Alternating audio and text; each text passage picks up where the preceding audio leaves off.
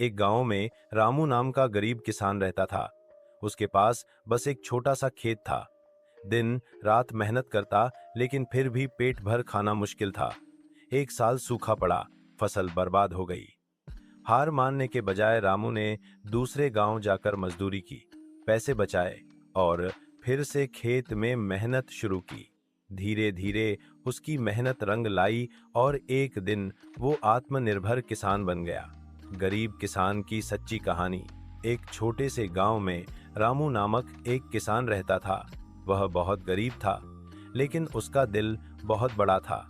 उसने अपने जीवन के कई साल खेती में बिताए थे, लेकिन वह कभी भी समृद्ध नहीं हो पाया। रामू के पास सिर्फ एक छोटी सी जमीन थी, जिस पर वह खुद खेती करता था।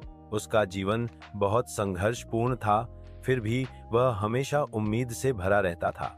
एक साल फसल खराब हो गई थी और उसे कोई आमदनी नहीं मिली। रामू को काफी मुश्किलों का सामना करना पड़ा, लेकिन उसने हार नहीं मानी।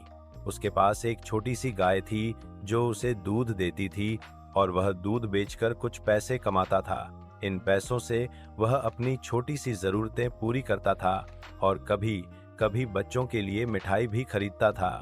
एक दिन गांव में एक बड़ा तूफान आया और रामू की छोटी सी झोपड़ी गिर गई।